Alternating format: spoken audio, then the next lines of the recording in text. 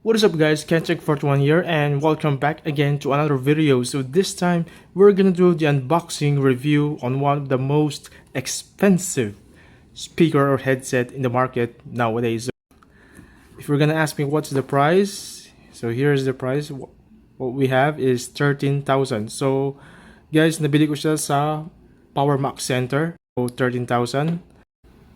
Now, the question is, sulit nga ba ang 13,000 mo sa ganitong klaseng speaker? So, let's check kung maganda pa ang quality ni BOSE Soundlink Revolve.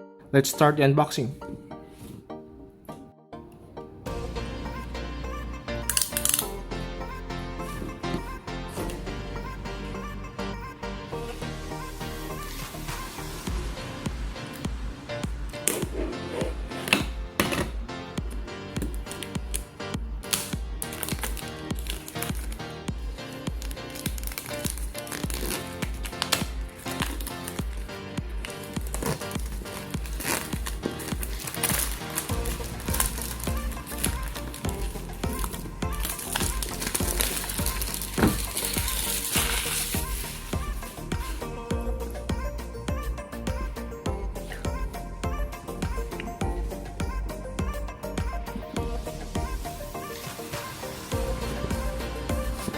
Check it here. So it has a connect app enhanced control and up to 12 hours per charge. Alright, here we go.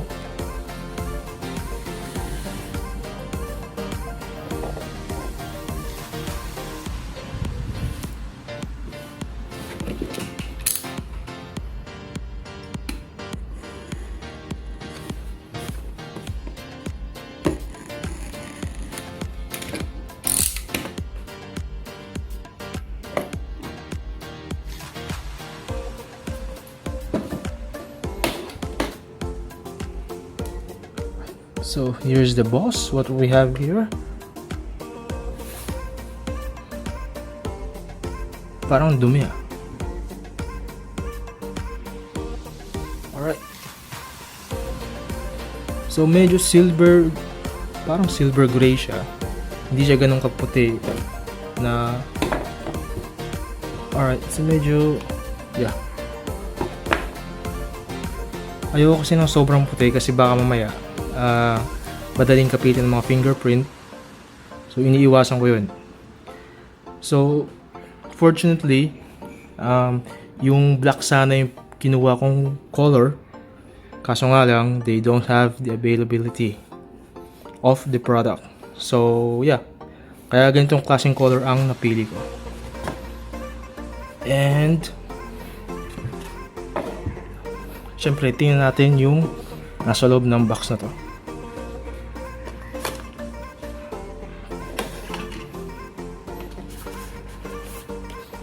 We have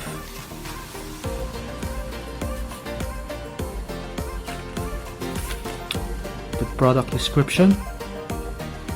Okay.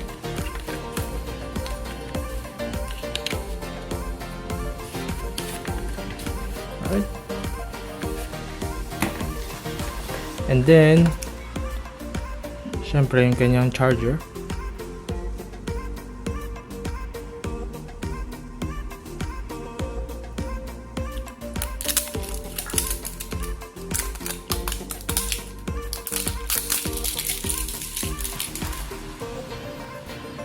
Alright, so what we have here is the charger itself. So I'm not sure kung ilang, it says it's around 100 and 240 volts. So yeah, ito yung itsura niya. Tingin ko may adapter yan siya dito, so let's find out. Dun sa another box niya. Alright, so here is the adapter. Ito yun eh. Ito yung mismong so ito yung kanyang adapter para makapit mismo dun sa mga wall socket. Kailangan mo siyang insert ng ganyan, and then boom, that's it.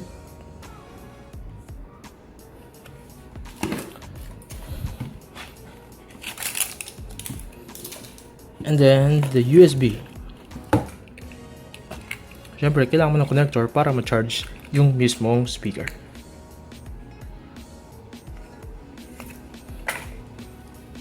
Alright.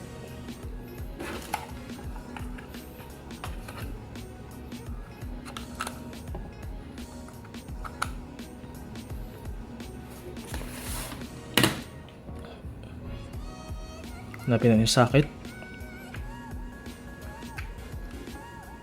Okay. Ngayon, tingnan naman natin kung maganda ba ang kanyang sound quality. Buksan natin. You just need to press the power button.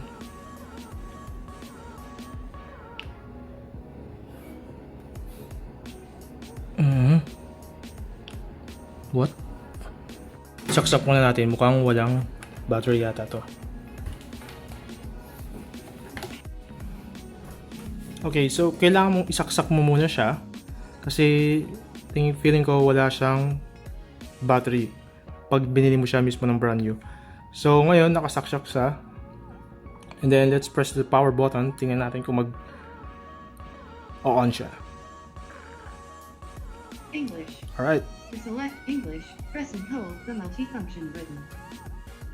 Ito ba yun? Alright. Ready to connect. Good. Ready to connect. So, connect natin siya. Let's test for my iPad. Is Bluetooth. Let's check.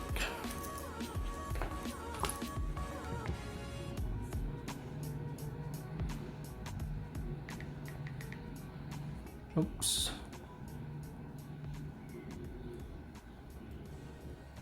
Settings. And hanapin natin ang Bluetooth. Okay. Checking other devices. So here is the BOSE Revolve Soundlink. Let's pair it. Connected to IP ID 10.41.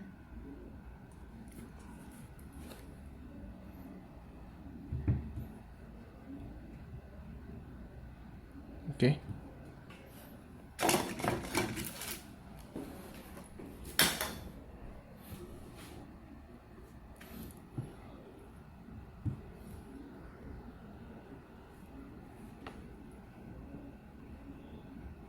Connected.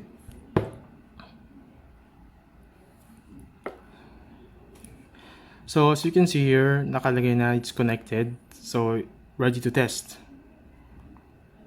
Let's find out.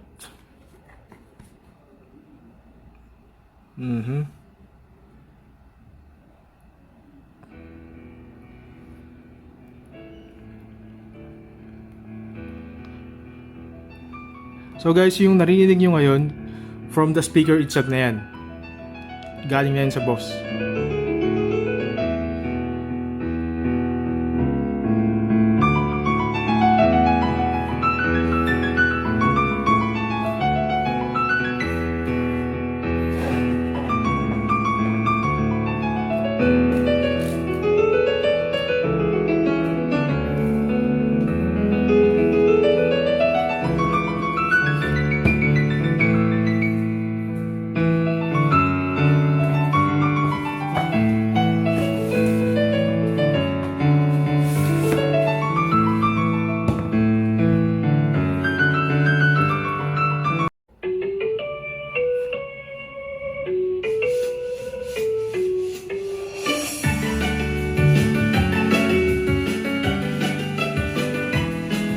So ngayon, i-test naman natin siya using the iPhone 11.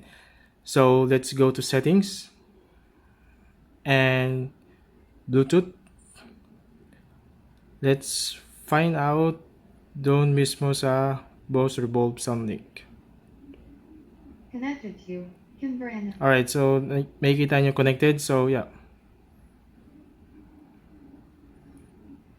Ngayon, magpatugtog naman tayo ng music and then gamitin natin tong push button na to and let's find out kung gagana siya. Okay? Songs and then what's this?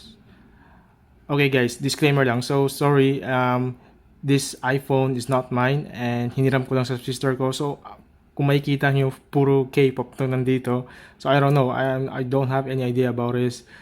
Just, yeah, testing lang natin. What's this?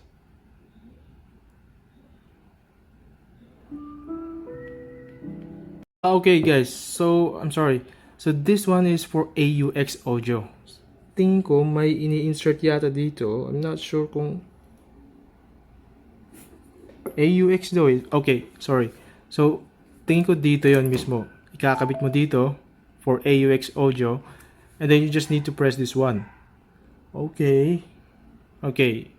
So yun pala. So akala ko it's for the next music or next. Yeah. Pero hindi pala yun. So, it's for the AUX audio. So, dito pala yung ini-insert. So, sorry guys. Again, masasabi mo naman, marinig mo naman sa sinasabi, di ba? So, again, Connected to converter. for Bluetooth. And then, for this one is, AUX audio. see? AUX audio. So, I think dito yan. May ini-insert ka dito sa bilog na to. And then that's for the AUX audio. Okay. So that's all for now guys, and I hope you enjoy watching this video. So ano sa tingin nyo? Worth nga ba ang magkaroon ng ganitong klaseng speaker? Sa halagang 13,000, kayo na humusga. Okay? So if you are new to my video, so please don't forget to like and subscribe to my channel. Thank you, and that's it for now. And hope you guys see you on the next video. Goodbye.